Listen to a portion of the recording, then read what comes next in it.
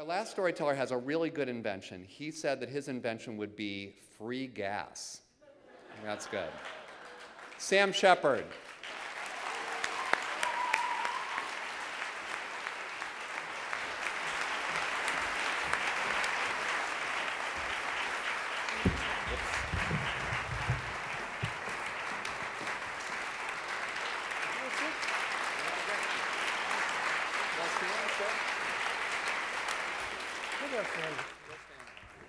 I'm undecided whether to sit or stand. All right, I'll stand. I'm not a scientist. I'm not a mathematician or physicist. I'm very flattered to be here with these distinguished people. I wish I had some of the credentials they have. I thought maybe some of it might rub off on me. Also, I want to make it clear that writing and oral storytelling are not synonymous. In fact, they have little to do with each other. And the third thing was that in the program I noticed that it had said that all 5 of the storytellers have been well coached in this. And I want to make it clear that I haven't had no coaching at all. So, anyway. Back in the early 80s, I shot a film, which some of you may have seen, called The Right Stuff, in, thanks, in the Mojave Desert out in California. And when I got the script, in fact, one of the main reasons I did it was that there was this great chase scene at the beginning on horseback, galloping. And that the character I was playing was chasing his wife horseback across the desert, you know, figurating through the cactus and stuff. And I thought, wow, it's great, I'll do that. And at the time, I was still trying to make an honest living. I had a couple of rope horses, and I was team roping and doing jackpots and stuff like that. And I thought, well, I'll use one of my horses, which, you know, I got along with very well. I had a roan gelding called Roni. And I thought, this is a nice horse, you know, I can get along with him. So I went to the director, long story short, and said, could I use my own horse in this sequence? And he said, sure, bring him. Not being a horseman himself. So first day of shooting, I show up on the set out in the Mojave with my horse trailer and my horse and my truck. And I'm not met by the director, I'm met by the head wrangler and the stuntman.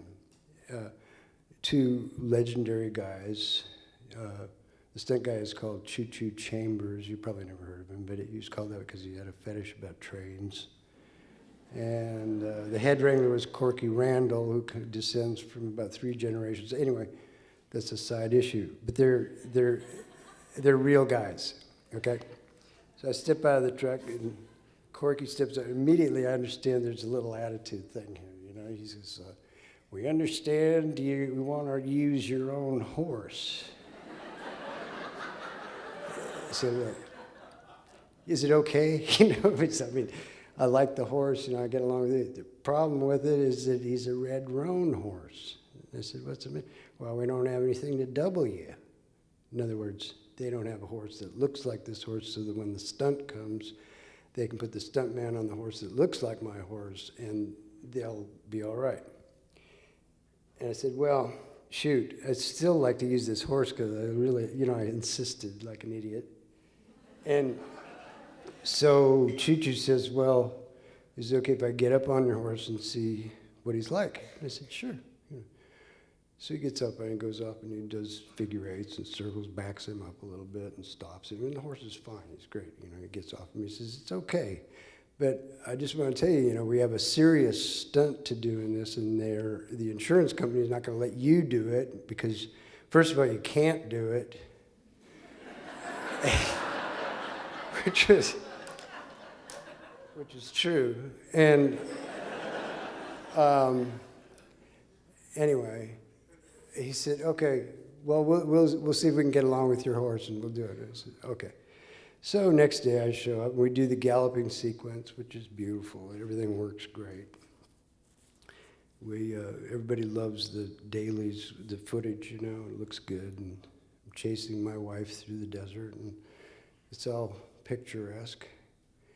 And it comes time for the stunt. So this is a pretty hellacious stunt. It involves my character. I mean, in a film, you don't notice that it's not me because they hide behind hats and everything.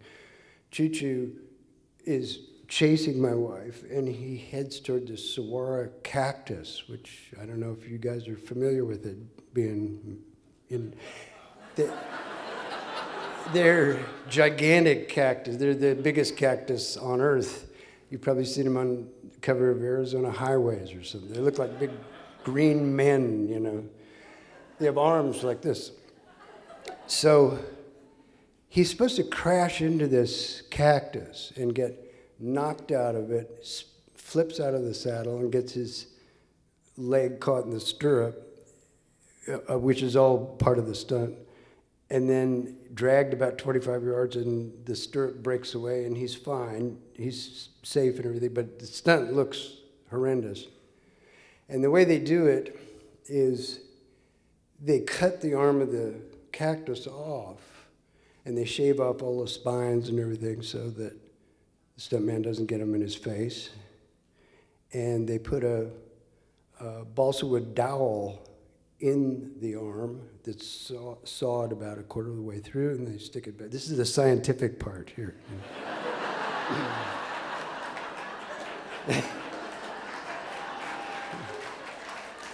I try to work all that stuff in,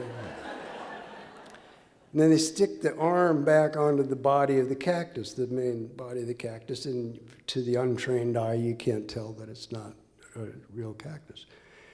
So anyway, when he hits the arm of this cactus, it snaps off because the dowel's in there, and it breaks free, and it looks as though he's actually hit the cactus, where in fact it's nothing, And then he does his stunt, and it's all over. Well, anyway, Choo Choo gets up on Roni, and he lopes out there to do the stunt, and I'm really kind of anxious about it. And what we call over and unders, he takes the split reins and he goes over and under with him, and he breaks him out into a wide open gallop. He's headed straight toward the saguaro cactus, and as he's approaching the last few yards to accomplish this stunt, the horse looks down and he sees a big black electric cable the diameter is about like that, which runs from the generators back to the lights. And he knows that that's not supposed to be in the desert. And he thinks maybe it's a snake. I don't know what he thinks. But old Roni leaves the ground in like all four legs come up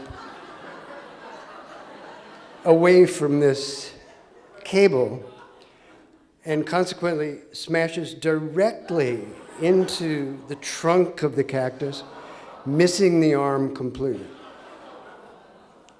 Choo Choo flips out of the saddle, but rather than breaking loose from the stirrup, he's dragged maybe 150 yards through really rough terrain. I'm, of course, completely aghast at this.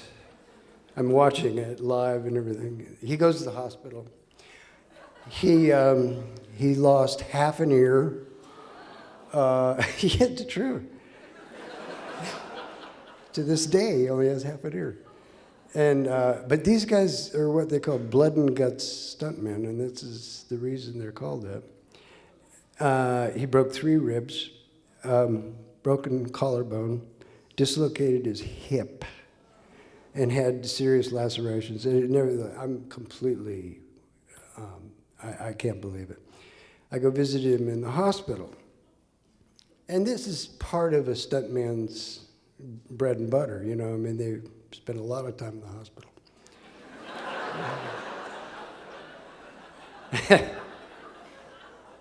Anyway, I go in, and he's all bandaged up, and he's laying there, and his, you know, limbs are this way and that and everything, and I apologize deeply for the horse's behavior.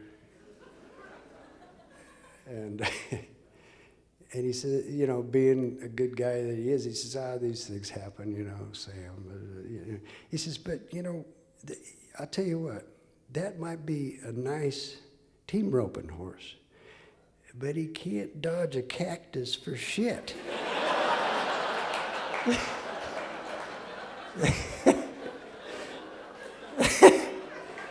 So